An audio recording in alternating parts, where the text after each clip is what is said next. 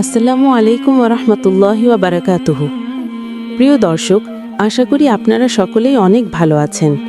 আমাদের চ্যানেলটিতে প্রতিনিয়ত ইসলামিক এবং শিক্ষণীয় ভিডিও ছাড়া হয়, তাই লাইক, কমেন্ট এবং সাবস্ক্রাইব করবেন আশা করি। চলুন ভিডিওটি শুরু করা যাক। বহুদিন আগের কথা, বাইতুল মুকাদ্দাসের এক জনপদে একজন দরিদ্র দরবেশ বাস করতেন। তার অবস্থা এতটাই করুণ ছিল যে অপুষ্টিতে তার গাল দুটো বসে গিয়েছিল। ত্বকের উপর জমেছিল কালচে ছাপ। তার জীর্ণশীর্ণ শরীরের প্রতিটি হাড় বাইরে থেকে গোনা যেত।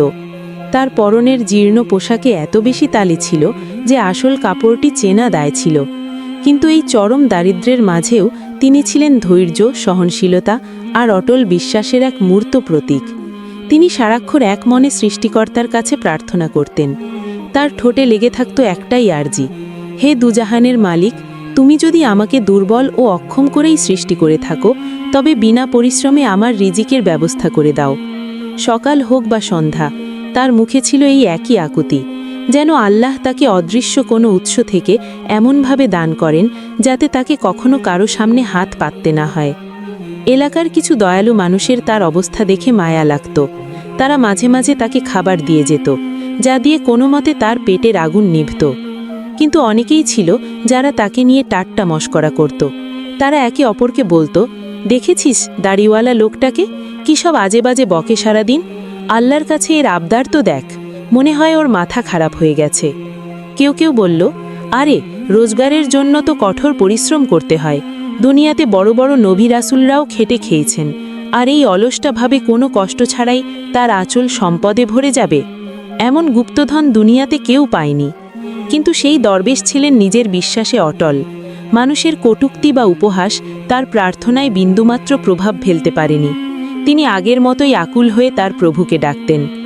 এক রাতে তিনি এমনভাবে প্রার্থনায় মগ্ন হলেন যে রাত পেরিয়ে সকাল হয়ে গেল, তবু তার দোয়া থামল না। ভোরের আলো ফোটার ঠিক পরমুহূর্তেই হঠাৎ এক বিকট শব্দে তার জীর্ণ কুঁড়ের দরজাটি ভেঙে গেল। তিনি চমকে উঠলেন এবং তাকিয়ে দেখলেন একটি বিশাল স্বাস্থ্যবতী গরু শিং দিয়ে দরজা ভেঙে সোজা তার উঠানে এসে দাঁড়িয়েছে। দরবেশ গরুটিকে দেখামাত্রই সেজদায় লুটিয়ে পড়লেন। তার চোখ দিয়ে ঝরছিল কৃতজ্ঞতার অশ্রু। তিনি বিড়বিড় করে বলতে লাগলেন, হে আল্লাহ, হে দয়াময় প্রভু, অবশেষে তুমি আমার প্রার্থনা শুনেছ। রিজিক হিসেবে আমার জন্য এই মাংসভর্তি গরুটিকে পাঠিয়েছ, তোমার শুকরিয়া। তিনি গরুটির দিকে মুগ্ধ চোখে তাকিয়ে রইলেন আর মনে মনে তার ভবিষ্যতের পরিকল্পনা আঁকতে লাগলেন। কি সুন্দর গরু, এর চামড়া দিয়ে আমি গালিচা বানাবো, শিং দিয়ে তৈরি করব সুরমা, অর্ধেক মাংস গরিবদের মধ্যে বিলিয়ে দেব, আর বাকিটা শুকিয়ে রেখে দেব, যাতে অনেক দিন আমার চলে যায়। এই সব ভাবতে ভাবতে তিনি আর দেরি করলেন না। একটি ধারালো ছুরি হাতে নিয়ে গরুটিকে জবাই করে ফেললেন। তারপর সেটিকে একটি ঠেলা গাড়িতে তুলে কসাইলের দোকানের দিকে রওনা হলেন, যাতে মাংসগুলো ঠিকমতো টুকরো করে নেওয়া যায়। কসাই যখন তার যন্ত্রপাতি তৈরি করছিল, ঠিক তখনই এক ব্যক্তি মাথায় হাত চাপড়াতে চাপড়াতে আর চিৎকার করতে করতে সেখানে হাজির হলো। সে সোজা দরবেশের জামার কলার চেপে ধরে গর্জে উঠল, ওরে জালিম, তুই আমার গরুটাকে কেন মারলি? জানিস কত যত্ন করে আমি ওকে পালন করেছিলাম, সেরা ঘাস খাওয়াতাম, আর তুই এক মুহূর্তে আমার সব পরিশ্রম মাটিতে মিশিয়ে দিলি। বল, তোকে এই অধিকার কে দিয়েছে? লোকটির চিৎকারে মুহূর্তেই সেখানে বহু মানুষের ভিড় জমে গেল। দরবেশ শান্ত গলায় বললেন, ভাই, তোমার কোথাও ভুল হচ্ছে। এই গরু তোমার নয়, এটা স্বয়ং আল্লাহ আমার জন্য পাঠিয়েছেন। আমার বহু বছরের প্রার্থনার ফল এটি। তারপর তিনি জনতার দিকে তাকিয়ে বললেন, হে লোকসকল, তোমরা তো সবাই আমার দিনরাতের প্রার্থনার সাক্ষী। আমি কি আল্লাহর কাছে বিনা পরিশ্রমে হালাল রিজিকের জন্য দোয়া করতাম না? আজ আমার সেই দোয়া কবুল হয়েছে, আর এই বোকা লোকটি বলছে গরুটা নাকি তার। গরুর মালিক ক্রোধে ফেটে পড়ল। সে বলল, কি আজে বাজে বকছিস? হয় তুই পাগল হয়ে গেছিস, না হয় আমাদের বোকা বানাচ্ছিস। চল, তোর বিচার কাজীর দরবারে হবে। এই বলে সে দরবেশকে কয়েকটি ঘুষি মেরে দিল এবং তাকে টানতে টানতে শহরের অলিগলি দিয়ে কাজীর দরবারের দিকে নিয়ে চলল। যেতে যেতে সে চিৎকার করে বলছিল, সবাই এই দাড়িওয়ালার ভণ্ডামি দেখো, আমার মাল চুরি করে বলছে দোয়া করে পেয়েছে। যদি দোয়াই সব হতো, তাহলে তো দুনিয়ার সব ফকিররাই আজ ধনী হয়ে যেত, কিন্তু ভিক্ষা ছাড়া তো তাদের কিছুই জোটে না। জনতাও তার কথায় সায় দিল। সবাই মিলে দরবেশকে দোষারোপ করতে লাগল। এই প্রতিকূল পরিস্থিতিতে দরবেশ অসহায় হয়ে আকাশের দিকে তাকিয়ে বললেন, হে আল্লাহ, হে দয়াময় প্রভু, তুমি তো আমার মনে এই দোয়া দিয়েছিলে। আমি তোমাকে আমার রব মেনে প্রার্থনা করেছি। এখন যখন তুমি আমার দোয়া কবুল করলে, তখন এই প্রতারক আমাকে অন্ধ বলছে। হে আল্লাহ, তুমি আমাকে এই বিপদ থেকে উদ্ধার করো। অবশেষে তারা কাজীর দরবারে গিয়ে হাজির হল। কাজী সাহেব ছিলেন অত্যন্ত ন্যায়পরায়ণ এবং সৎ একজন মানুষ। গরুর মালিক অভিযোগ করে বলল, হুজুর, আমার গরু ভুল করে এর বাড়িতে ঢুকে পড়েছিল, আর এই লোকটা তাকে জবাই করে দিয়েছে। আপনি এর বিচার করুন। সে আমার উপর কেন এই জুলুম করল? কাজী সাহেব দরবেশকে জিজ্ঞাসা করলেন, বলো হে দরবেশ, তুমি এর গরু কেন জবাই করলে? দরবেশ নিবেদন করলেন, হে ন্যায়পরায়ণ কাজী, আমি 7 বছর ধরে দিনরাত আল্লাহর কাছে বিনা পরিশ্রমে হালাল রিজিকের জন্য দোয়া করে আসছি। এই শহরের প্রতিটি মানুষ আমার এই প্রার্থনার কথা জানে। বহু বছর পর আল্লাহ আমার সেই দোয়া কবুল করে এই গরুটি আমার বাড়িতে পাঠিয়েছেন। আমি শুকরিয়া আদায় করতে এটিকে জবাই করেছি, যাতে গরিবদের মধ্যে এর মাংস বিলিয়ে দিতে পারি।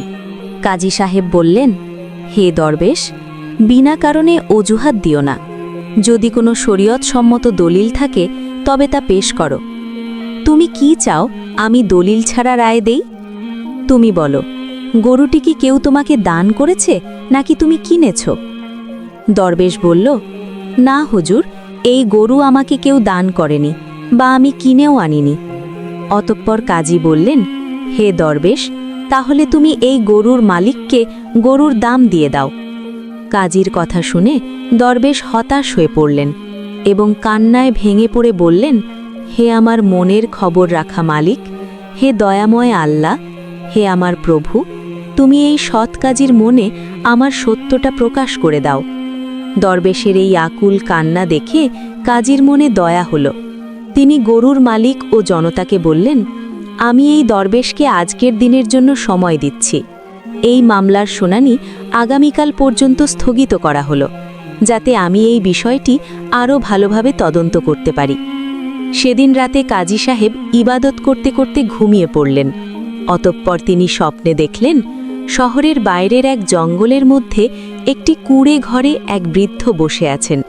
তিনি কাজীকে বলছেন, হে কাজী, দরবেশের মামলার রায় দেওয়ার আগে অবশ্যই আমার সঙ্গে দেখা করবে। অতঃপর সকালবেলা ঘুম থেকে উঠেই কাজী সাহেব জঙ্গলের দিকে রওনা হলেন। সেখানে তিনি স্বপ্নে দেখা সেই কুঁড়ে ঘরটি খুঁজে পেলেন। দরজায় করাঘাত করতেই ভেতর থেকে আওয়াজ এলো, হে ন্যায়পরায়ণ কাজী, ভেতরে আসুন, আমি আপনারই অপেক্ষায় ছিলাম। অতঃপর কাজী যখন ঘরের ভিতর ঢুকলেন, তখন বৃদ্ধ লোকটি দরবেশ ও গরুর মালিকের মামলা সম্পর্কে এমন কিছু তথ্য দিলেন যা শুনে কাজী সাহেব হতবাক হয়ে গেলেন। তিনি গরুর মালিকের উপর ক্রুদ্ধ হলেন এবং বৃদ্ধকে ধন্যবাদ জানিয়ে দরবারে ফিরে এলেন। পরদিন আবার আদালত বসল। চারপাশে লোকে লোকারণ্য। গরুর মালিক চিৎকার করে বলল, কাজী সাহেব, এই দরবেশ বড় জালিম, ওকে কঠিন শাস্তি দিন। কাজী সাহেব গরুর মালিককে বললেন, চুপ করো তুমি, এক্ষুনি তোমার অভিযোগ ফিরিয়ে নাও। গরুর মালিক চিৎকার করে বলল, এটা কেমন বিচার? ওই দরবেশ আমার গরু মেরে ফেলল, আর আপনি বলছেন মাফ করে দিতে? কক্ষণই না। কাজী সাহেব বললেন, যখন আল্লাহ তোমার এত বড় পাপ গোপন রেখেছেন, তখন তুমিও ধৈর্য ধরো। কিন্তু সেই লোকটি তার দাবিতে অটল রইল। তখন কাজী সাহেব এক কঠোর রায় ঘোষণা করলেন। কাজী সাহেব বললেন, আমি আদেশ দিচ্ছি, তুমি তোমার সমস্ত সহায় সম্পত্তি এই দরবেশে হাতে তুলে দেবে। যদি এরপরেও তুমি আপত্তি করো, তবে তোমার জন্য আরও কঠিন শাস্তি অপেক্ষা করছে। এই কথা শুনে লোকটি মাথায় ধুলো মেখে কাপড় ছিঁড়ে আহাজারি করতে লাগল। সে যখন কিছুতেই শান্ত হল না, তখন কাজী সাহেব তাকে কাছে ডেকে বললেন, আরে হতভাগা, তোর ভাগ্য খারাপ, তাই তোর পাপ ধীরে ধীরে প্রকাশ পাচ্ছে। এরপর তিনি আরেকটি রায় দিলেন, তোর স্ত্রী এই দরবেশের দাসী হবে এবং তোর সন্তানরা তার গোলাম হবে। এরপরেও যদি তুই হট্টগোল বন্ধ না করিস, তবে নিজের মৃত্যুর জন্য তুই নিজেই দায়ী থাকবি। কাজীর এই রায় শুনে লোকটি মাটিতে গড়াগড়ি দিয়ে কাঁদতে লাগল। উপস্থিত জনতা কাজীর এই বিচারে অবাক হয়ে তাকে অনুরোধ করল এমন অন্যায় না করতে। তখন কাজী সাহেব সবাইকে উদ্দেশ্য করে বললেন, হে লোক সকল, এখন সেই সময় এসে গেছে এর গোপন রহস্য প্রকাশ করা হোক। সবাই আমার সঙ্গে জঙ্গলের নদীর ধারে চলো।